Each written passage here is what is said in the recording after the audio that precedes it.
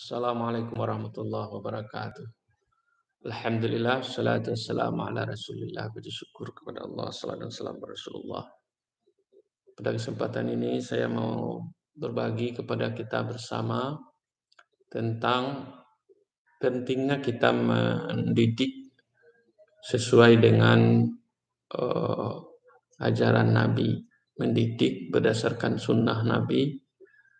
Karena Allah berkata, wa ma atakumur rasul fakhudhuhu, apa yang dibawa Rasul maka ambillah, wa ma nahakum anhu fantahu, apa yang dilarang oleh Rasul maka tinggalkanlah. Salah satu yang harus kita ambil dari Rasul itu adalah konsep beliau sebagai pendidik, konsep beliau dalam mendidik. Saya mau menyampaikan ada beberapa hal yang mendasari ucapan saya, bahwa saya khawatir kalau kita mendidik hanya menggunakan konsep-konsep teori-teori yang berdasarkan teori ilmiah, lalu mengabaikan nilai-nilai konsep-konsep paradigma pendidikan yang dibawa oleh Nabi Muhammad SAW. Karena kita tahu beliau adalah uswatun hasanah, tidak hanya dalam persoalan akhlak, tetapi juga uswatun hasanah dalam mendidik. Setidaknya ada beberapa 5 alasan yang mengungkapkan saya bahwa memperkuat keyakinan saya kalau kita mendidik itu betul-betul wajib. Kalau dalam fikih kita bicara kewajiban, hukum wajib sunat, maka mendidik sesuai sunnah Nabi juga adalah kewajiban. Seperti ayat yang saya bacakan tadi, wa ma atakumur rasul fakhudhuhu, apa yang datang dari Rasul maka ambillah.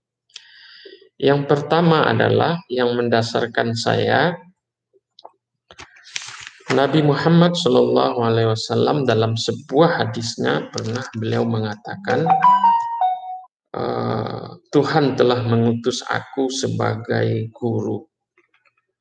Sebagai guru, atau yang disebut ba'asani Rabbi mu'alliman. Jadi pernah Nabi mengungkapkan dalam sebuah hadis, Nabi mengutusku sebagai seorang mu'allim. Jadi bukan hanya sebagai rasul, tetapi beliau juga sebagai pendidik. Kalau memang beliau sebagai uswatun hasanah, maka Nabi itu harus juga dijadikan sebagai panutan dalam mendidik.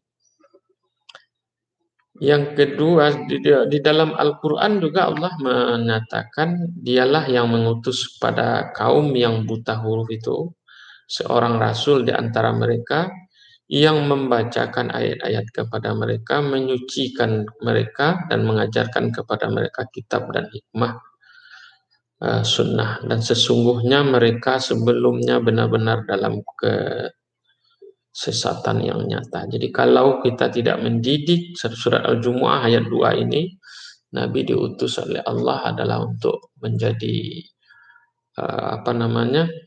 pembersih dalam urusan agama, membacakan ayat-ayat Allah, menyucikan dan membersihkan kita.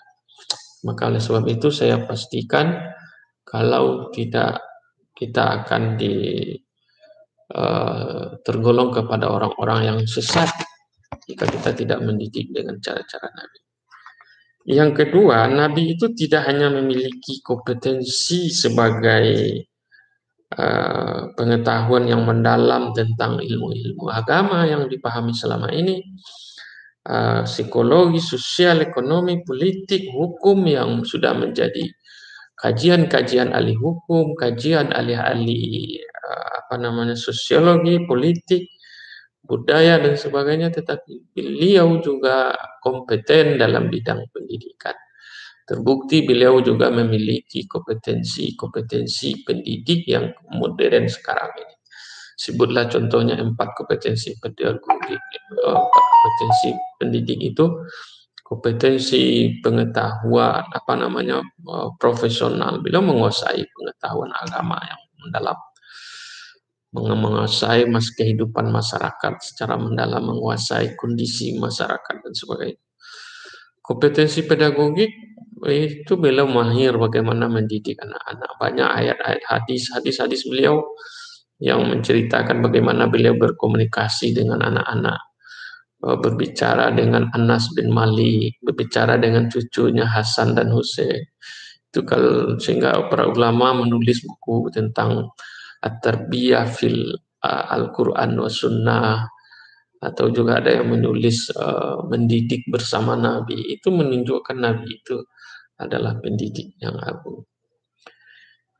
Yang ketiga, Nabi Muhammad SAW menyuarakan pendidikan itu dari Mekah. Itu Nabi membuat halakah-halakah pendidikan awalnya di Darul Arkam, walaupun secara sembunyi-sembunyi. Di awal diutusnya beliau menjadi rasul, beliau menyebarkan dakwah secara sembunyi, beliau membuat lembaga pendidikan di Darul Arkam. Nah, beliau penyelenggara pendidikan namanya. Jadi beliau punya halakah. Kalau kita sekarang punya pesantren, punya TBA, beliau sudah sebenarnya punya pesantren, punya madrasah, punya halakah. Dalam suasana waktu itu sudah bagus dalam konteks lembaga pendidikan Islam. Darul Arkam ini memang agak tertutup waktu itu, rumah salah seorang sahabat beliau, tapi di sana beliau sampai beliau hijrah, sampai beliau di Isra Mi'rajkan, dan di Mekah beliau ada fase-fase dakwah secara sembunyi-sembunyi, itu di Darul Arkam, itu lembaga pendidikan. Ketika sampai di Madinah juga beliau mengelola lembaga pendidikan, ya kalau di Madinah tentu namanya Sufah, ya, masjid yang dikenal dengan nama Sufah. Usaha-usaha tersebut menunjukkan Nabi adalah sebagai orang yang pernah mengurus lembaga pendidikan. Jadi jangan hanya dilihat Nabi itu sebagai tapi dilihat sebagai orang yang menyelenggarakan pendidikan. Yang keempat, sejarah mencatat Nabi itu adalah orang yang paling berhasil menyampaikan risalah Nabi.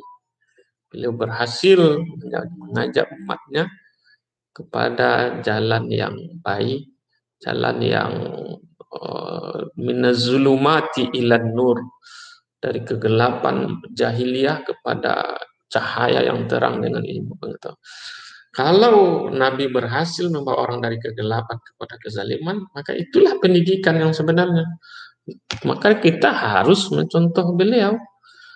Mungkin sebagian kita beranggapan itu kan karena naungan Allah, tetapi beliau mendidik orang juga dengan nuansa-nuansa kemanusiaan, tidak seperti lalu disampaikan oleh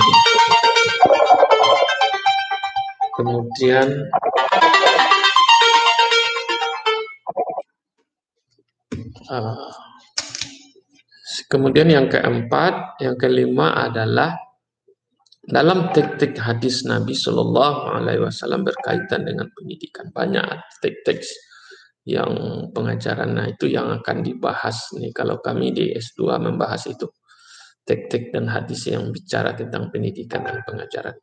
Itu saja, terima kasih. Saya yakin apa yang saya sampaikan ini